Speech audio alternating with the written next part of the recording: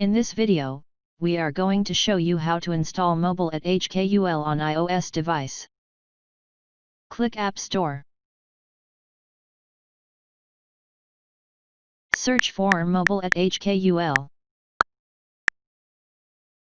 Click Download.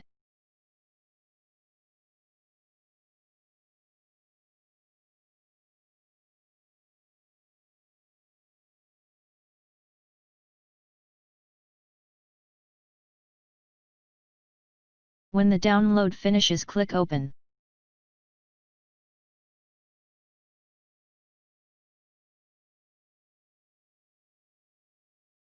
Click Allow so that you can receive our messages. Select HKU affiliated if you are a HKU member, otherwise click Guest.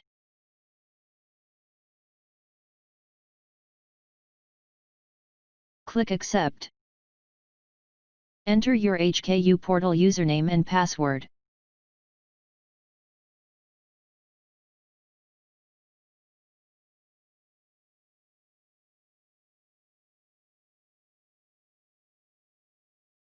Enable Touch ID is suggested.